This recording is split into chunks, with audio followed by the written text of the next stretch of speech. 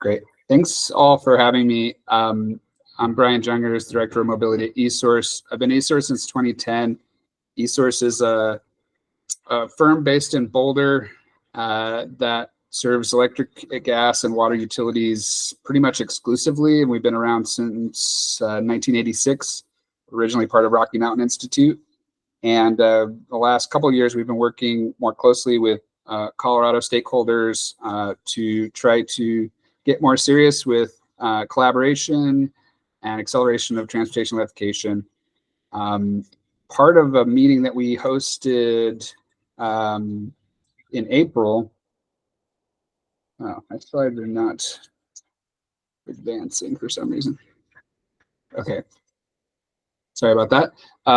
Part of what we talked about in April during an in-person meeting was the need for a pitch deck that could be used to communicate to senior leaders in utilities where there is not full buy-in on investing in transportation electrification, trying to understand where investments made today will pay off in the future.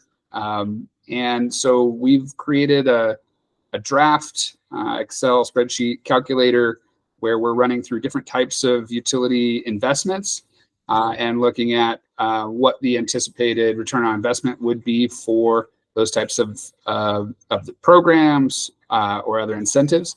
And so we can make this available soon. We're cleaning it up and kind of refining and validating that the output is useful and credible. But if you have any requests for specific types of fleets that you would like to look at, use cases, utility programs, or even rate structures, we're happy to try to fold that into this calculator. We're going to send it around as part of a pitch deck later this month, hopefully within the next week or two, and then start to get feedback from the collaborative on what looks good, what doesn't, how we can refine, make it more clear and digestible and palatable for the intended audience, which is senior leaders at utilities. So any initial feedback on that before I move on to the main meat of the presentation, which is rates and tariffs?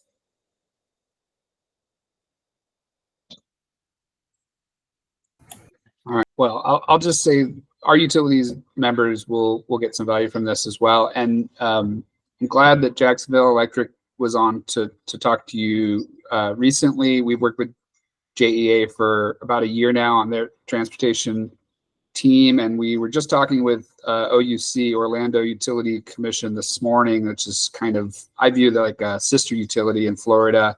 And they have a lot of interesting programs and initiatives underway right now, and even showed me a pretty neat calculator that they're using to estimate revenue from a charging hub that they are operating.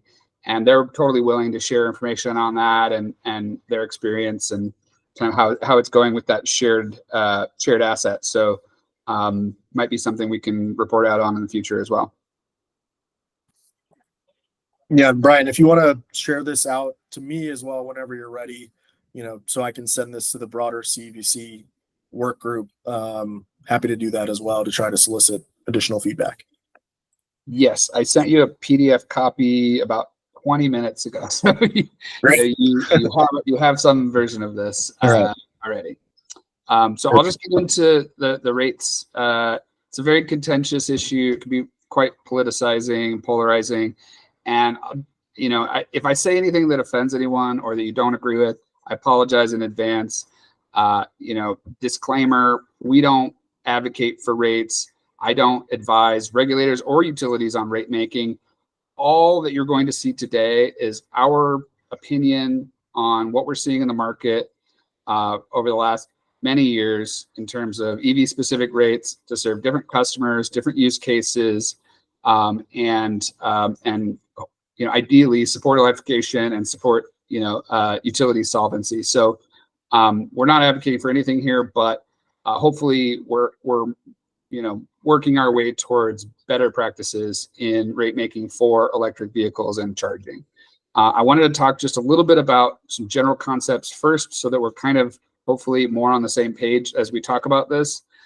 Several years ago, I was working on a consulting project for San Diego Gas and Electric, and one of their research and development leads used this peanut butter spread analogy with me, which I had never heard before at that point, but since I've heard it many times, mostly in California, they like to talk about peanut butter spread. And the theory is that, we have a certain cost of operating and running the grid, and if we can spread those costs as evenly as possible over the rate base, hopefully we don't make anybody too mad and we recover our costs and we, maybe get a return depending on our structure. Now, a really simple approach to this is just flat rates for everyone that we try to keep as low as possible and maintain those same rates over time. That, in some cases, for some utilities, that has essentially been the approach. A more complex version of this is more like a chunky peanut butter spread where you've got different costs, different rate cost structures based on location, based on customer size, based on customer type, based on even whether they had grandfathered in from older rate tariffs, all sorts of complexities built into the tariffs. And the problem that we face right now is the old peanut butter spread approach is not very sufficient when it comes to meeting the demands of today, which include more rapid growth than what we've seen in years past in terms of load growth. A rate making process that can be quite slow, often takes multiple years to create a new tariff, push it forward, get it passed. Sometimes we will be pushing rate tariffs through to get approval, and they will have other things attached to them that people don't like, and so we can't get approval. So it can take a very long time. This approach is not necessarily easy to restructure or to accelerate. And there are a lot of consumer advocates and interveners that often are participating in the regulated process, and they can, sometimes be beneficial for supporting customer interests, but they also can slow the process and sometimes stop the process altogether. I've found in some of the work, which I'll talk about in a bit, that across the market for non-utilities in the commercial space, there's low literacy on how rate making happens, how rates are structured, what different jargon within the tariffs means, and even how to read a utility bill. A lot of this process tends to be very reactive, meaning a customer requests a new tariff or they request a new service, and the utility responds to it, and they tell them what the rate will be. When you have lots of customers requesting new interconnects, energization, upgrades, extended service, that whole system can kind of break down or become very, very backlogged and bottlenecked. And it can be difficult to take away benefits. So if you have certain rates that you've created as pilots or experiments, and there's a benefit to a customer that's part of that, when you remove that benefit, customers tend to push back, and you have kind of more of these advocates that get involved in the process. And just our general process of communicating tariffs and bills to customers as an industry. I mean, some utilities are better than others, but it's generally not the best and could use some refinement. And in my view, I see utilities as sort of stuck in the center of a rather challenging problem. In addition to all of the electrification needs, load growth, decarbonization, equity issues, we have a traditional system where our key accounts, our largest customers, commercial and industrial, tend to have the most favorable rates. They have lower rates. Those rates can be fixed in some cases. They are able to lobby for them or advocate on their own behalf. Whereas in many utility service territories, residential customers make up the largest portion of the rate base. They're certainly the largest number of customers in most utility service territories. In some territories, they're also the largest total demand. And they are not well organized. They have representatives that don't necessarily work directly with all the customers. And in many new analyses, particularly in California and elsewhere, are saying that a lot of these customers are already sort of shouldering more burden for the cost of running the grid than they should have been.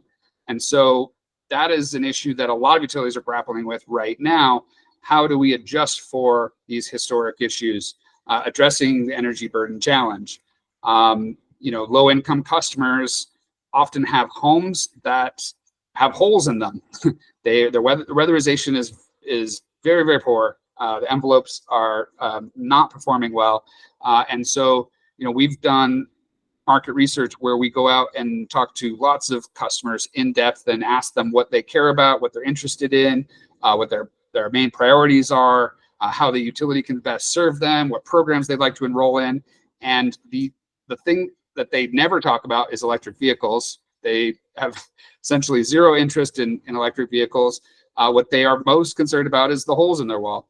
So, we have to be realistic that we're dealing with that sort of challenge when we're also talking about adjusting rates, creating new rates, getting customers enrolled in rates, having anyone be interested in EV specific rates. But, with that kind of in mind, what does an ideal rate look like? And I'd love to get some feedback from folks on the call here. This is just some of our strategic thinking around what does blue ocean sort of rate design look like if we could design the perfect rate. Well, obviously we'd like to validate our assumptions. So if the rate assumes that a certain number of customers are going to charge their vehicles at a certain time of the day, like off peak at night, it would be great to know that that's really true, and that we know that it's going to be consistently true over time as more and more people adopt EVs. Or if it's not true, which customers is it true for? And what percentage of those customers actually follow this sort of load profile or rate, charging behavior? Ideally, we can quantify the total value associated with the electric vehicle charging. So how much electricity is going to be sold? Where is it going to be sold? How much revenue is that going to generate for the utility? What's the total value of that? And then we figure out how we want to allocate that value. So how much should the utility retain for its own needs for running the grid? How much will be allocated back to program participants or EV owners in this case, or folks enrolled in a certain rate tariff? And how much of that value or that benefit should go to non-participants? I think that non-participant part is often overlooked or not included at all in the rate making process, or at least not explicitly discussed. And I think it's very important because there are organizations out in the market today claiming that either EVs are costing utilities a lot of money to serve and they're going to tank the grid and they're going to make rates go up. Or you have EV advocate folks that are saying, no, EVs are already placing downward pressure on rates. We've already got evidence of it. This is great. And in my view, we don't have evidence of either of those things happening, at least not very concrete, credible evidence that I would say, I would take to go make business decisions or go report to a regulator. Ideally, we can design tariffs and EV programs with all of those things in mind, accounting for all of the costs, and design a sustainable program that will entice customers, meet their needs, help them save money, and also help us demonstrate that we are placing downward pressure on rates.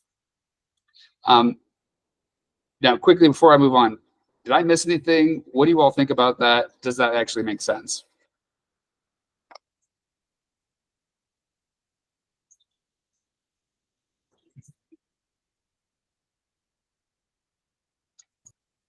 I think someone might have commented, but I can't see the chat thread. Matt, do you think you can read it for me?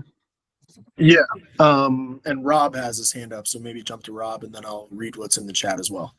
Okay, great. Yeah, sorry, I'm blind except for my slides. So Rob. No worries. I'll help to facilitate. Thank you. Hey, Brian. Hey, thanks for addressing this topic. We're actually in the process of looking at our residential EV behavioral patterns right now as we're starting to collect them. And I agree, the jury is just not out yet. We can definitely see a significant people avoiding our demand window, which is great. But there's actually more people charging within that demand window than I had expected. So I think there's some work to be done. I think from our perspective, from Core's perspective, a little bit's out in the air because our power purchasing agreement with Excel will be concluding after next year. So we're going to be playing the open market. So yeah, we're in the research mode right now. I think there's definitely some incentives to be said to try to soak up the renewables on the grid, during daylight hours. But yeah, we're still in a wait and see period. Yeah, that's a great point. I'm based in Arizona, in Tucson, and I work pretty closely with SRP, APS, TEP, all the IOUs here in Arizona, and there's a real interest in getting folks to soak up more solar, but there's also a conflict because right now, at least like APS, for example, they have a time of use rate, and it's an opt-in rate. So customers elect to be part of the rate, and they have 70% participation among residential customers, which is really pretty impressive. And they're pretty happy with the response of what that gives them for load profile. It's mostly like those last 4 hours of the day from, I think, like 3 p.m. to 7 p.m. where they're getting a response. But there's a lot of solar that's essentially valueless or negative value in sort of the 11 to 3 zone that they don't have a mechanism for soaking it up, right? Right. It's not hot enough, right, for the air conditioners to kick on yet, but yet you're still at peak, renewable times. Yeah, you're high solar generation. And so they're trying to play around with ways to deal with that, whether it's workplace charging incentives, other strategies that they don't have a great strategy yet, but they're searching for one. Was there another question or comment? Yeah, there was a few comments in here. Stefan, did you want to jump off mute and maybe speak to them, or I could read them as well if not? I mean, yeah, I guess I'm jumping off mute.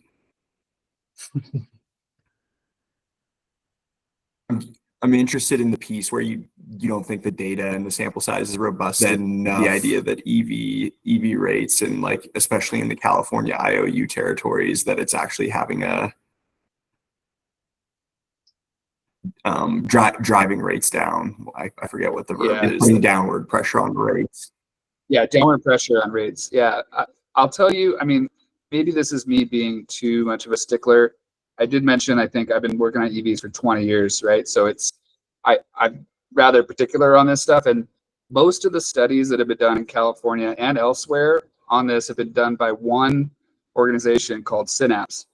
And I'm not going to throw stones at Synapse. I don't think they're necessarily a bad organization or they do bad work, but I do question the assumptions that are baked into their models. And one of them is that pretty significant portion of EV charging will be managed. So when they project, EV charging is placing downward pressure on rates and will continue, and we're gonna, see all these benefits. That's great, but we don't actually see that in the field because I work with utilities day in and day out all across the U.S. and Canada, and EV charging is not managed at a large percentage. And the distribution planners assume, for the most part, that EV charging will not be managed because we haven't demonstrated that we can effectively manage it. Thanks for that. I guess just building off of that those assumptions in terms of forward-looking scenarios and projections is definitely one that I would take with a grain of salt as well. But what about like kind of looking backward at spending to date, utilization and revenue versus, program expenditure kind of thing? Well, good question. So most of the programs, the EV programs, have not been evaluated because they're not required to be evaluated. So we don't have a great sense of cost benefit on most EV programs that are offered. Now, in terms of revenue growth, let's specifically look at California because they have the most EVs. They have the longest track record with serving EVs on the grid, and the most load growth.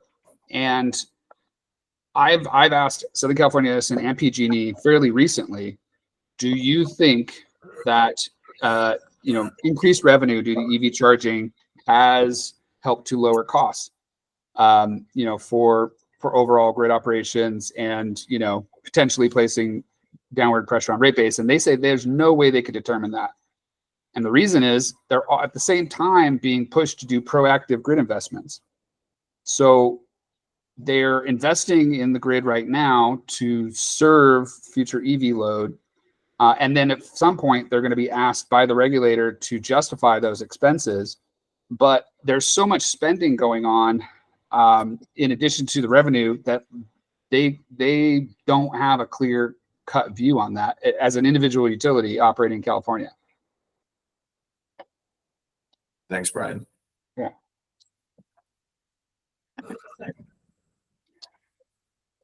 So let's specifically look at types of rates that exist and what flavors there are, who they serve. This is a quick snapshot from some of our data tools from last year. We broke this up by ZEV states and non-ZEV states because this was some work that we did for a customer that was in non-ZEV states, and they kind of wanted to understand the difference. We are generally seeing an increase in EV rates available across all territories, all states. We're seeing a bigger increase in EV only or dedicated meter electric vehicle rate options. So from 2022 to 2023, we saw a pretty big jump, and almost all of that growth was in the EV only rate category versus like for residential, we call it whole home, where you have one meter, your whole house and your EV is all on one rate. And that's convenient for customers. And for a while, I mean, 5-10 years ago, that was really the trend, was moving away from dedicated meter to whole home because it was an easier sell to customers. Now the problem is it's not as easy to demonstrate benefits for the utility when it's whole home because you can't disaggregate the EV load without significant effort with data science approaches. And it's not as easy for the customer to sort of see, on their bill that this is how much I'm spending on an EV, this is how much I'm saving relative to gas, this is how much I'm paying for other things. So, we're actually seeing sort of a move away from that now, shift towards the dedicated meter rate options. And here are some examples of some of the EV specific residential tariffs that we're tracking. All of these are in our Transportation Electrification Insights tool, which means we're tracking them ongoing. And if there's changes made to the tariff, we'll capture that in our tool.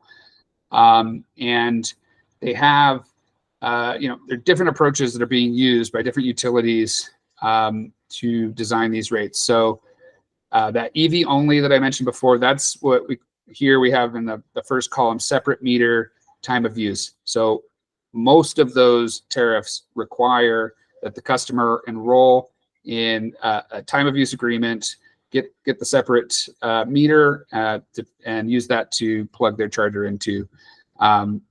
We also have these electric vehicle service provider or telematics based bill integrated or so-called approaches where you have a third party that is doing the billing of the EV charging, and then you are kind of reconciling that in the back end with utility meter billing system.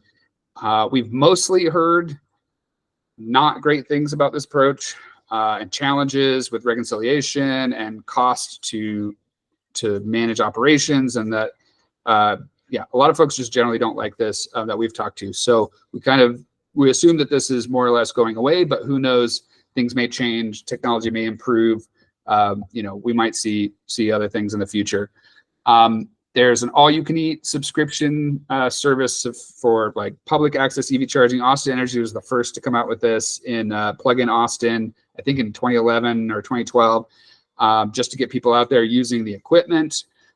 Flat rates in general, though, are pretty enticing to customers. Interestingly, residential customers specifically, really like flat rates, and even where it's a customer where we know they would save money with a time of use rate or a dynamic, varying pricing rate structure, they will opt for a flat rate or report that they would like to have a flat rate just because they like to remove the uncertainty from their future billing. And then there are some other approaches for telematics-based off-bill. So essentially, just having a third party manage all of the billing themselves. I'm just digging quickly on one particular case study, and I picked this as a case study because Jeff Lehman, who was working with us as a contractor and has experience working at utility for a couple of decades, he actually helped design this rate when he was at AEP. And they decided to take a non-conventional approach. So instead of trying to understand what the cost to serve was for the customer, they instead estimated the cost of marginal off-peak energy. They compared it to the predominant flat rate residential tariff, which was most of customers were on in Indiana, Michigan Power territory. And then they came up with a shared value approach to kind of like that blue ocean strategy I mentioned before. They're giving some of the value to the EV customers, but also putting some of it back into that specific rate base, so that when there's pushback for having EV programs, creating EV rates, having the utility invest in EVs, they can automatically look back and say, well, EVs are providing this much value to the rate base, and we structured the tariff that way intentionally. I think that's really smart. And it enables you to rather easily demonstrate that downward rate pressure, alleviate some of the pushback that you are likely to have from EV opponents, particularly in places where folks aren't that happy about EVs. It hopefully will provide some rate relief for those who most need it, and will help avoid some free ridership issues and general claims that rates are regressive or providing benefits to upper income customers. Any questions about any of those, or any comments anybody would like to make on some of the residential rate structures? Can we go back to the previous slide showing some of the example? Yeah, that one. Okay, so for the telematics / EVSP programs, you're saying that utility feedback when trying to reconcile and disaggregate the EV load from the rest of the house has just not been a good experience across the board? Yeah, so for the whole home approach, which we didn't even list here, so that's not actually showing the whole home rates. Whole home rate structures are challenging simply because you're using the customer's existing meter, and you are billing them at the same rate for all of their electric end uses, right?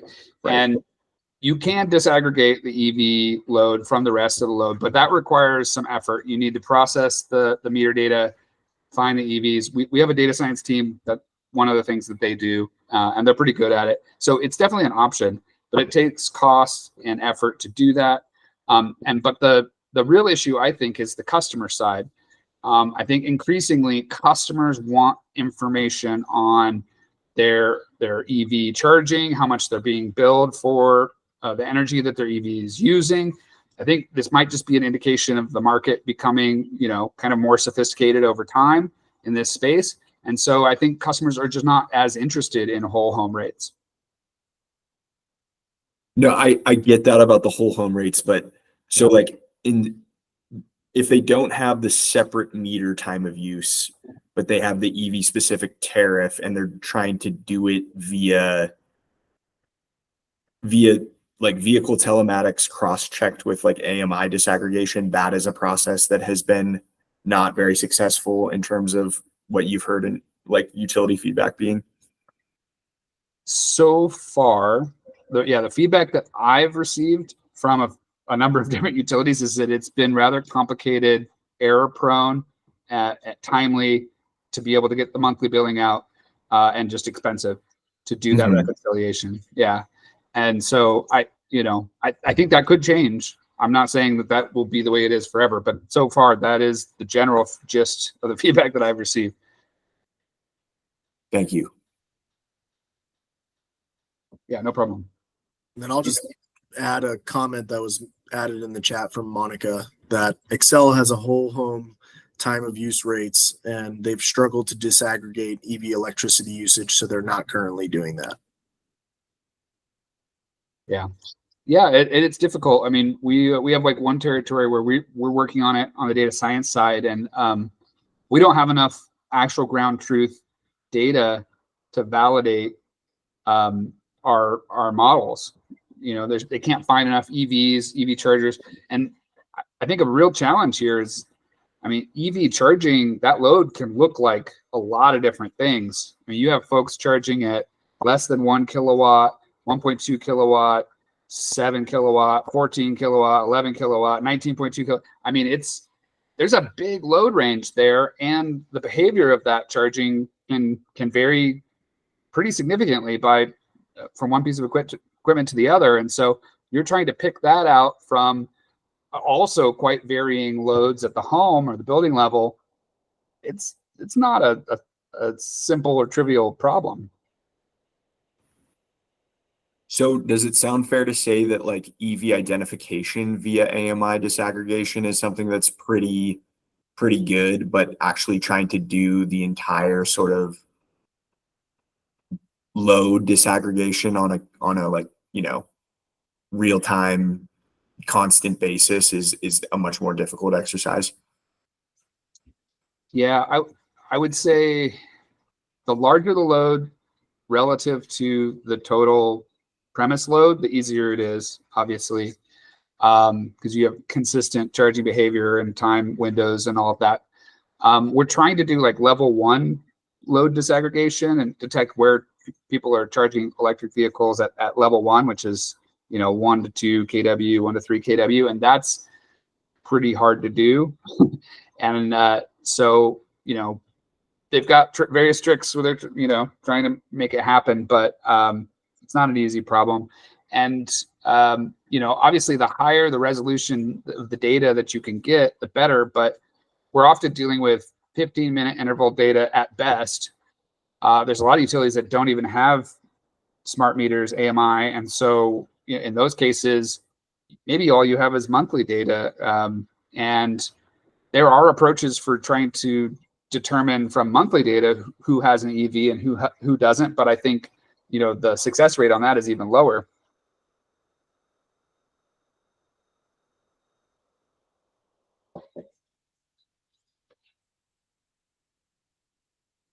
Okay, I'm gonna move along. Thank you for the questions. I appreciate it. And talk about non-residential EV rates. These aren't all the non-residential rates of which we're aware. It's just a selection of some that we're tracking. There are not as many non-residential customer rate options as there are residential tariffs. So these are fairly similar to what we saw for residential. You've got the separate meter time of use structure, separate meter time of use plus critical peak pricing. There's Excel. Thank you for for being part of this. And then you know, we also have some rates that are structured just for electric vehicle supply equipment that's owned and operated by the utilities. And I'll get into this in a bit, but there's been a little bit of controversy around some of those rate tariffs as well. Actually, I thought I had a case study here, but I don't. Part of the issue with the limited number of rate options that we see is that there's just been relatively limited uptake of electric vehicles in the commercial space. I think our best guess is that there are still under 50,000 electric vehicles on the fleet side, operated by you know, businesses and other organizations in the United States today. That's not very many vehicles, and so, you know, you can't really blame utilities for not offering more options when there's really not a lot of customers that can even take advantage of those rates just yet. But, you know, we are certainly seeing more experimental rates, and the most activity we see in this space is actually in the public access sort of DC fast charging station side, which I'm going to get into in just a minute. But before I do, any questions or comments anybody has on EV rate availability and categories in general. Is that 50,000 number inclusive of transit and TNCs and pretty much everything that's a non-residential single passenger vehicle kind of thing? It is, yeah. It is class 1 to class 8, everything that I can track.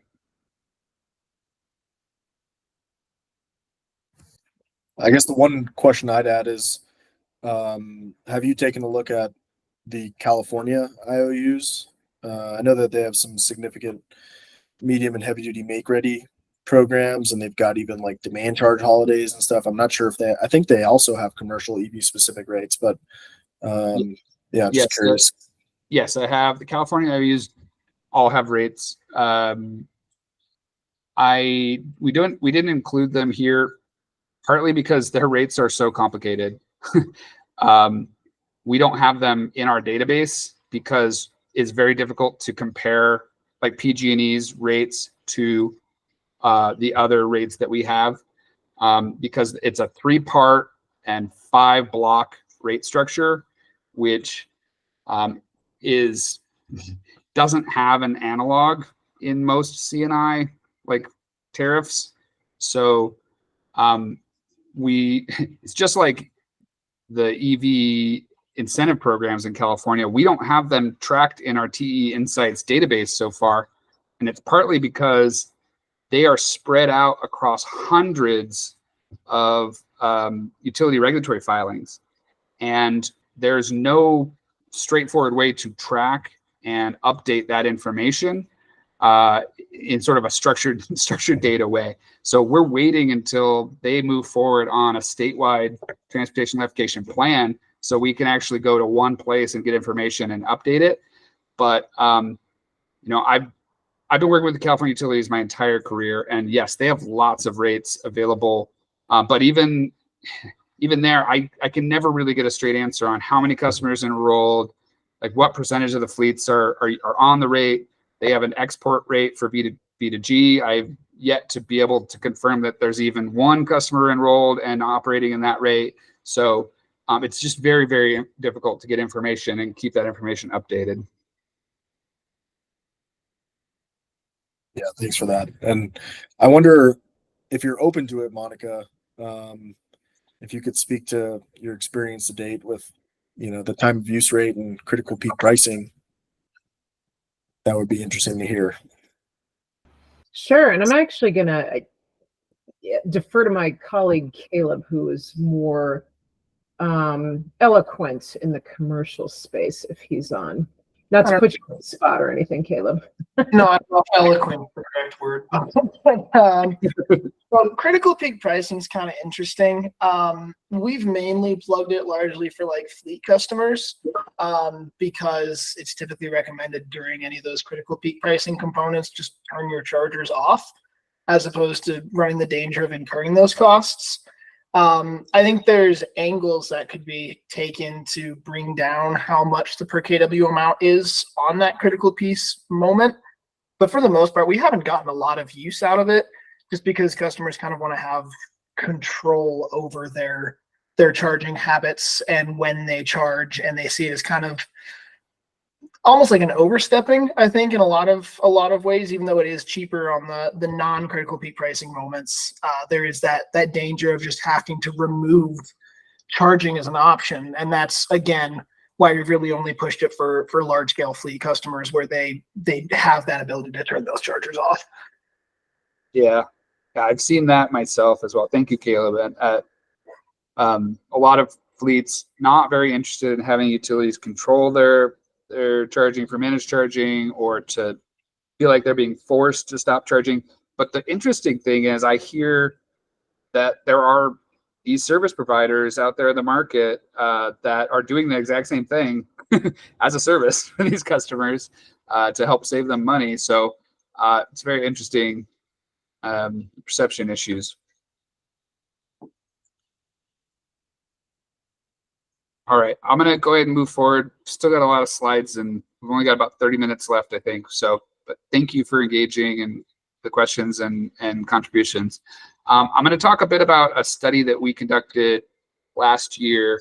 This the folks from Excel have heard me talk about this already, so I apologize. But we were asked to try to verify some analysis that was conducted in 2019 by Great Plains Institute, which was indicating that demand charges were just too damn high for DC fast chargers, and that was preventing economic development, was stalling out, EV market development. And so we were engaged with the what was the Fuels Institute, is now the Transportation Energy Institute, and their EV Council specifically, to try to dig into this and understand how much of a problem are demand charges really, and what are some actual effective strategies for mitigating those potentially negative impacts on site hosts.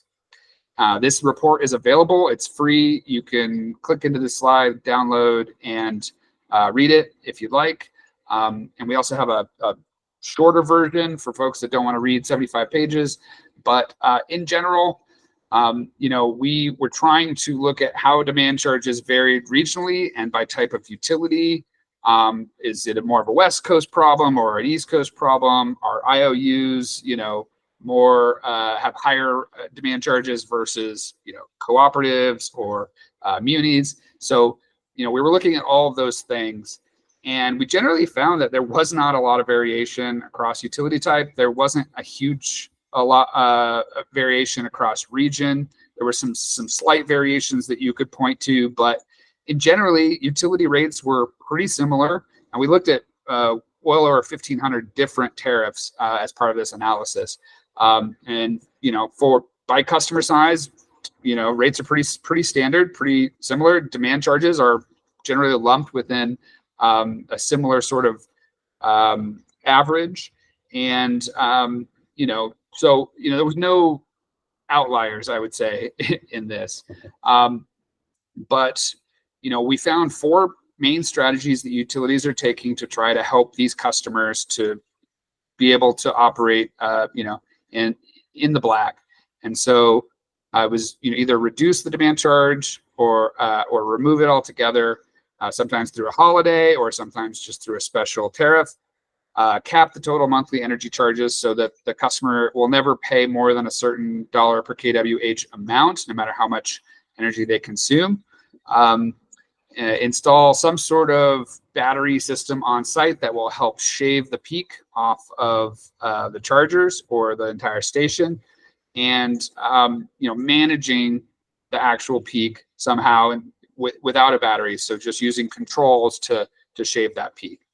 We found that the members of the EV Council, which these include fuel retailers, EV service providers, large energy users, large logistics companies. It's quite a diverse group of folks. They were very opposed to time of use rates in general for public stations. They didn't really like EV managed charging and didn't even want us to include managing peaks as part of our strategy portfolio, but we did anyway. We're not really thrilled about demand response for these stations. And we also talked about capacity only rates, which are for kind of more for high utilization. So we didn't consider that either. That was off the table. But this issue of station utilization kept coming up over and over in all the data we looked at. So we got all of the EV watts disaggregated data. So EV watts was a nationwide project that was hosted. Actually, I'll go to this slide real quick. So EV watts was this nationwide project that funded by the Department of Energy, millions of dollars. Energetics ran the program. They're now part of Clear Result. There were some utilization issues due to COVID-19, but we saw kind of a rebound midway through the data set. But overall, station utilization was very low. We've got, something like 50,000 stations across the United States. And, the average utilization across all the stations was 1% to 2%. Now, we didn't have Tesla supercharger stations in the data set. And if you go back to this, this will show you sort of how they compare. We were able to get some Tesla data from a utility that we work with anonymously. So on the right, you can actually see station utilization from a Tesla supercharger station. And that station was located just a couple miles down the road on a rather remote corridor from another station that was non-Tesla. There was also fewer charge ports, fewer ECFC units, and lower power per port. But what we found is that the station down the road was hardly used at all, around 1% utilization, and the supercharger station was being used at over 30% utilization. So it was getting used constantly. And so why was there a big difference? Well, supercharger station is obviously higher rated, faster charging, but it's also available only to Tesla vehicles at that time that were able to get to that location. They were able to make long distance travel, use these chargers to make a trip from one state to another in this kind of remote corridor, and so it got used all the time. And so generally, like this station would probably not have a hard time being operated cost effectively, regardless of what the utility demand charges were. Whereas the station on the left is going to have trouble no matter what rate tariff you offer them. And so, what I mentioned before, it's difficult to characterize or generalize across utilities and say, all municipalities have higher demand charges for commercial customers, or this particular type of utility is more supportive of electric vehicle adoption than another. That just wasn't the case. None of those stereotypes hold when you actually evaluate the data. You find that there are just a couple of tariffs in any given territory, any given portfolio that have very high demand charges for very specific reasons. And then most of the demand charges are relatively low, under $10 per kW for most of the tariffs that are available for any given utility type or state or region. We found that the EV Council folks that we worked with needed a lot of handholding to understand how rates are made, how bills are communicated, what the structure of the tariff actually means, how cost recovery is considered from a utility perspective. So there was a lot of educating going on. And it was really interesting because that was what we were brought in to do, since we mostly work with utilities and we had never really worked with fuel retailers. They select us for this project to help educate their members on how utilities operate, how rate making happens, how bills are structured, how it's communicated. And we got so much pushback from their members saying, no, you need to help us advocate for rate reform. And you need to tell the utilities that they need to engage in rate reform. And I said, well, that's great. I'm happy to, but first it would help if you understood the rate making process and what you're even advocating for. So one of the big issues that we kept running into was a confusion of throughput versus capacity. So how much energy is being used versus what's the service capacity nameplate rating. And I got arguments on this for 6 straight months about where those costs were allocated, why utilities are charging for nameplate capacity in addition to energy throughput. And it was really enlightening for me, but it was also incredibly frustrating. And if commercial customers and other organizations are having this confusion, then your average, utility customer is obviously confused by this as well. But just so everyone on this call knows, there's a lot of desire and call to action on this rate reform need, but very low understanding about existing rates, why they are the way they are, why they're structured the way they are, how they came to be, the entire history of regulated utilities and non-regulated utility rate making. So we've got a lot of work to do to come to common ground, I think. And I will say, in my view, I'm an engineer. The most rational, logical approach that I found across all the different rates that we looked at was a load factor based approach. So if customer has low load factor below some cutoff point, whatever you determine for your customers and your territory, you set a energy cap, so dollar per kWh cap. No matter how much throughput they have, they're not going to get charged more than that energy rate. And if their load factor increases beyond that, great. You can set them on a regular demand plus consumption rate, and they're going to actually save money versus the energy only approach. That seems really logical. I did get a lot of pushback on this particular issue from the EVC members, but I do think it makes a lot of sense. It's not the only approach, of course. There are fully volumetric rates that remove the demand charge entirely. We have a number of examples of that. There are demand limiters, so regardless of where the demand goes, you're only ever going to be charged a cap demand charge on your bill. There are unit cost limiters, so your defined unit cost threshold will not exceed a certain amount. That could be similar to the dollar per kWh example that I provided, or some other threshold, and so on. So all of these are being experimented with, and I think right now, in my view, we don't have enough evaluation data on all of these different rate structures and approaches to be able to say, oh yes, this particular rate structure works best for this customer in this application and under these conditions. And if their conditions change, then we're going to change them to this other, rate option. However, I mean, the fact that we are experimenting with all these different rates is great. And I think the thing we really need more is more kind of lessons learned. And so how is it going? And if you did either, retire a tariff or restructure it, or, offer a new rate in its place, why did you do that? A lot of that narrative and backstory we really don't have, within the public domain.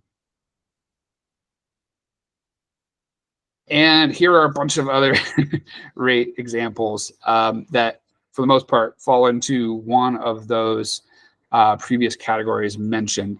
So again, these are not all of the rates that are out there in existence. They're just the ones that we looked at that we knew had been used for DC fast charger stations at some point in time. Some of them have been retired even now. Or we were told that these rates specifically were being used for those customers.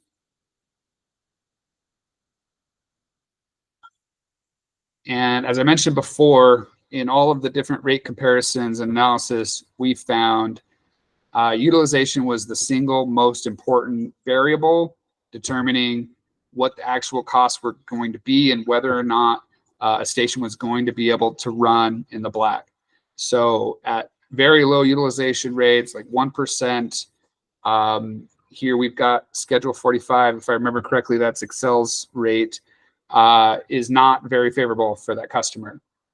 And we made some assumptions about, when they're charging on peak and off peak. Obviously, we don't, this is generalized. But what's really interesting to me is as you go up to 15% utilization under similar assumptions, it's actually the most attractive rate of the three that we're looking at here. And so, utilization is everything in my view. And, to just blame the demand charge is sort of like missing the forest for the trees, because, demand charges exist for a very important reason. And over time, they're not really going to be as much of an issue for customers. And will co-located batteries help solve this near-term low utilization problem? They can, certainly. And if if a customer wants to install batteries at a charging station, they have a lot of capital budget to spend. They want to invest in this and reduce their operating expense. They could do that. Problem is, we showed in our modeling under most battery sizing scenarios that above like 10% utilization, those batteries are just going to be over exhausted. They're not going to be able to keep up with demand requirements, and they're not going to offer that same demand charge management benefit. And so, if those are being installed, we think they need to have a secondary use case or another value stream that they can provide in order to make it worth investing in.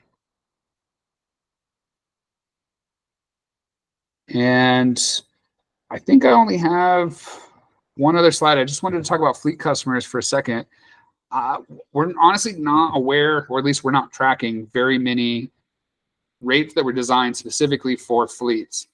And there's one that we're intimately aware of because we worked a bit with Austin Energy in the past on this, but this is the only kind of fleet specific rate that I'm going to talk about. And again, I didn't pull in all the California data, and I'm sorry if folks want to do sort of a follow-up on this and really dig into some of the California rates, we can. I just chose not to because we could spend all day talking about, interpreting the meaning of what the different rate elements are. But this is a very simple rate, and it's easy to talk about and explain, in my view. They just removed the energy consumption fee. So it's a demand-only rate or a capacity-only rate. It has pretty low fixed fees. I think maybe a couple $100 per month, maybe even less than that. And it's a $50 per kW. And they designed this rate specifically with their transit authority, with the local bus operators. And they estimated that compared to the rate that the transit authority was on before, or a comparable, C&I rate, they'd save $1 million a year on the utility bills with this capacity only rate. However, in order for them to save money and for it to be a viable option, they need to be running several electric buses, and they needed them to be running at a pretty high, utilization on the equipment, on the charging equipment. So they don't. At last I checked, the fleet, the bus fleet was not using this rate yet because they don't have enough EV buses in operation. However, I keep hearing that different territories, there are going to be more and more EV buses, e-buses on the road in operation in the coming years, and this sort of rate structure might make a lot of sense for those fleets.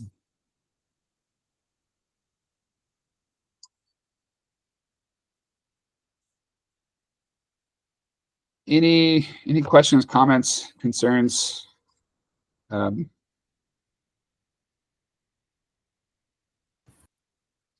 we go back to the battery co-located DC fast chargers? This one? Yep. Okay. I'm just trying to think through why, even with utilization increasing, the batteries would become not useful in terms of still shaving the demand charge. Yeah, I mean, the problem comes down to the time between charging events. So you've got a fixed size battery, and when you only have charging events a day, then that battery can output power and shave the peak, and that's fine. And then you have plenty of time to recharge. But if station utilization increases, you could have people coming in and trying to charge their vehicle while that battery is still recharging, and it just can't keep up, right? Yep. Thank you. Yeah, no problem.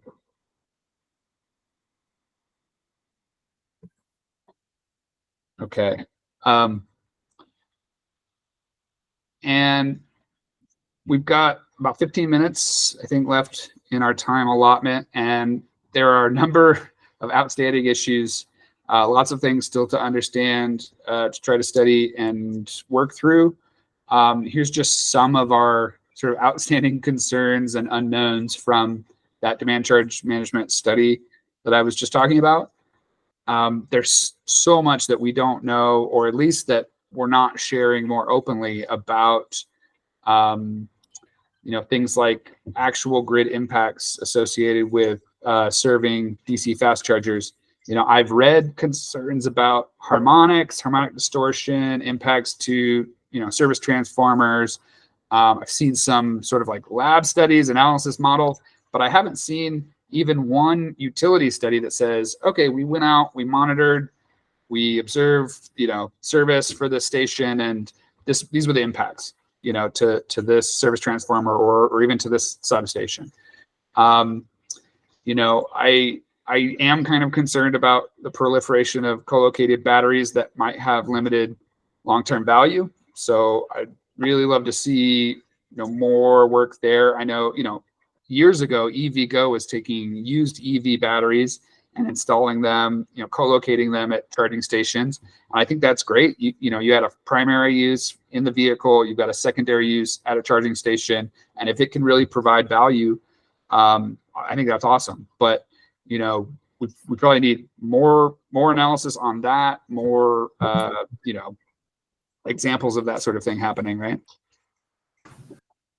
Yeah, Brian, I would just note a couple of years ago, we did a DC fast charging and battery storage study that kind of shared similar concerns. And I think probably the primary motivation for installing batteries in the near term is timeline improvements, where you're able to implement a project sooner than later, or grid edge scenarios where the cost per mile to extend power is so extensive that it's going to be an impediment to project implementation. But if you have good utilization, right, then it probably isn't going to make sense. But I can throw the battery storage study in the chat in case anybody wants to be particularly nerdy about battery storage and fast charging.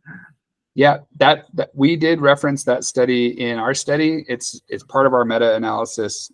So we did consider that Colorado study, and it's a good study. I think one of the takeaways from that study was in remote locations, stations that don't have three-phase power.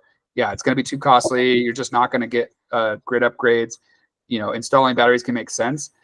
But it's interesting though, because we talked to the EV service providers like Electrify America, EVgo, and a few others, and asked them, okay, where you're installing batteries today, is it because of limited grid service capacity? Is it because there isn't three-phase? Is that the reason, or is it because of demand charges? And what we were told is about 90% of the batteries that have been deployed so far at those stations are for demand charge management, and only about 10% were for those sort of more remote and like power related issues. Glad to hear somebody else read that study, Brian. But no, that's interesting. That's helpful context from the EDSPs. Thanks. And I'm sure it was mixed site per site, but like, what about the utilization factor and whether those batteries were actually still successfully achieving the demand charge mitigation? Yeah, that's a great question. We tried to get that data from them, and they said, "Oh, we're tracking utilization very carefully." And I said, "Well, will you provide, updated, real utilization data?" And they would not, for proprietary competitive reasons, I guess.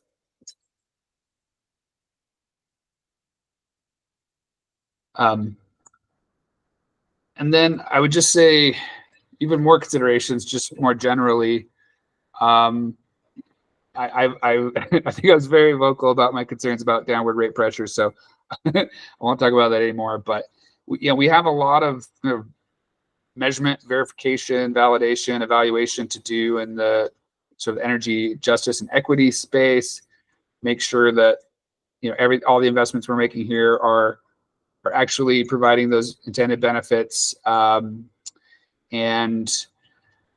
oh man, there's so much going on in in the thought space around the net energy metering in California. And is it good? Is it bad? How much is it helping, hurting all of the intended legislation and all of the goals around electrification? And I'm sort of the mind of Ahmad Faruqi, which is that I think we're kind of over-analyzing this and maybe listening a little bit too much from some of the market actors that have a vested interest in the old models. But I definitely, I understand those concerns. Hopefully, maybe we can learn a bit from that whole shift over and structure EV rates in a way that won't cause some massive disruption 10 years down the ride. But yeah, just some general thoughts. But would love to hear what other folks are thinking, or anything I didn't touch on that I really should have.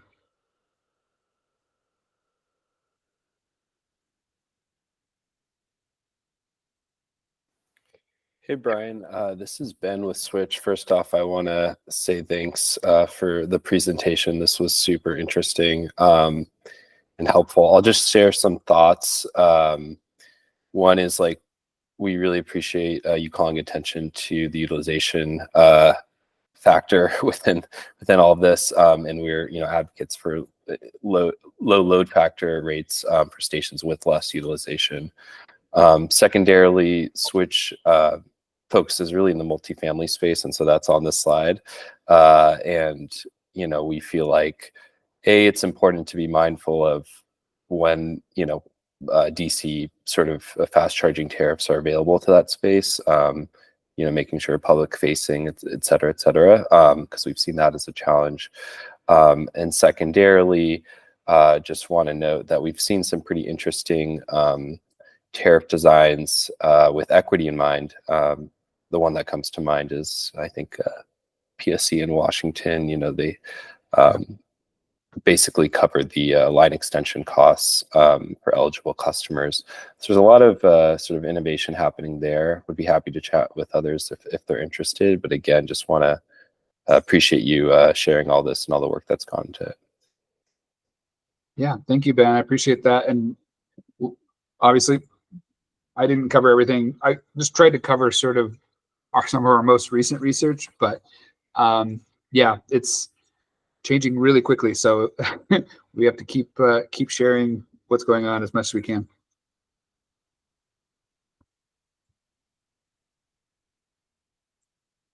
And I'll just say, there's my contact information. Please reach out anytime by phone, email. Love to stay in touch with everyone.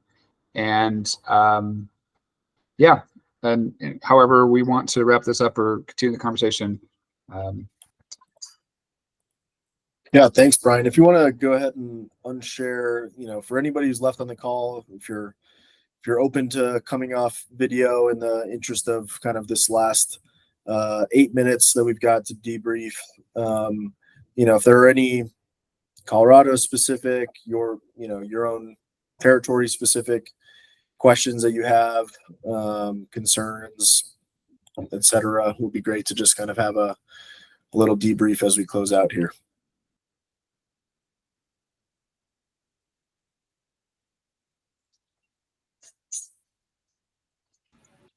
Tim, any thoughts from Korea's perspective on maybe feedback you've heard from members?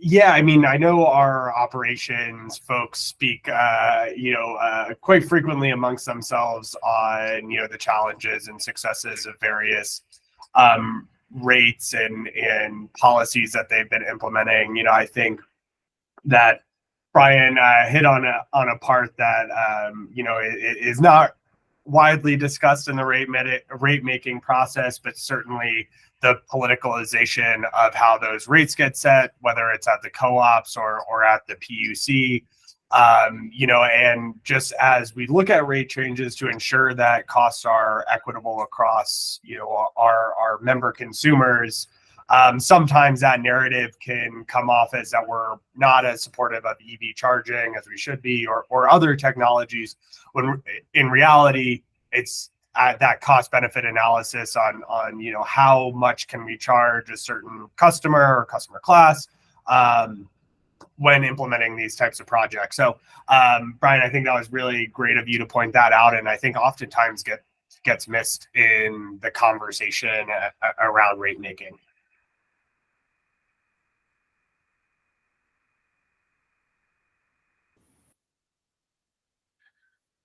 I'll jump in. This was really great. I think no matter what, a lot of these topics are going to merit more than an hour and a half, even, kind of breaking them down into their different classes, whether that's residential rates versus commercial versus fleet versus, DC, multifamily housing, et cetera. But yeah, I think we could go deeper on some of the subjects individually. And then I guess, I'm thinking about a little bit from where I sit at a co-op. I'm a little bit reluctant to want to advocate and go through the tariff making process. And luckily we have some sort of fungible, pools of money that go towards programs that kind of overlap with or, complement, but are different from the actual rate class itself. But, thinking about how those things intermingle and can be complementary or, potentially confusing or competitive. Yeah, those are some of the thoughts that I'm thinking about now. Yeah, and I'd like to thank you, Bryan, for putting that presentation together. I thought it was interesting how, we want to put downward pressure on rates, but at the same time, cater a little bit to these EV service providers, because if they are getting pinched with the demand charges, and we lower their source of revenue, well, then that decreases that downward pressure that I think we're looking for. I take a look at some of the electric bills in our territory, and they're classified as large power systems, which they are. And we've had a traditional rate class to cover those costs, but I don't know how they're making money, to be honest with you, especially on that low utilization rate that you pointed out. Well, some have reported to me that they're not making money. I mean, unless there's some side benefits, whether it's attracting to certain businesses like foot traffic to malls or convenience stores or what have you. Maybe that needs to be explored. I don't know. What's really interesting to me working with that group is that the gas stations that host fast charging equipment reported really glowing remarks. I mean, whether they were making money off of it or not, they felt that it was driving traffic. They liked having the chargers there. They generally were really happy about it. So I think that was pretty interesting.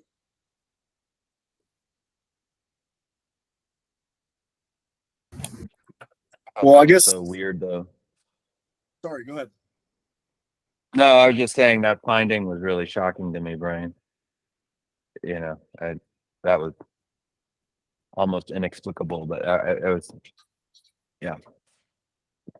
There was a way to dig in for Colorado and really understand some of these issues and more deeply. I think there'd be some benefit to it for our state to take the lead and actually show how to do this right.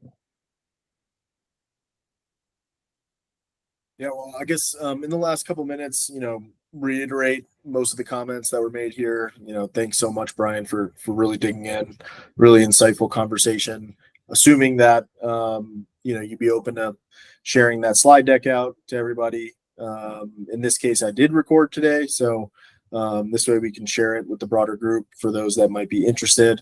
I think to Stefan's point, certainly anybody who's still on the call, if you have input on how we can, further this conversation in a beneficial way for all of you, definitely let us know so we can continue to, have these types of conversations and cater them specifically to what is most beneficial for all of the Colorado utilities. If it's helpful to dig further into some of these case studies, et cetera, we can look at that. Bryan, as you mentioned, has plans to look at that, to send out that pitch deck as we think about opportunities for, technical assistance offerings or incentives at the utility level. So, with that, just want to thank everybody for their time. Thank you, Bryan, again. And I will send a follow-up to everyone. And certainly, please feel free to reach out if you have any recommendations for future conversations. Thanks, Matt. Thanks, Bryan. Thanks, Matt. Thanks, Bryan. Thanks, Thanks so much. Appreciate it. Thanks, everyone. Thanks, everyone.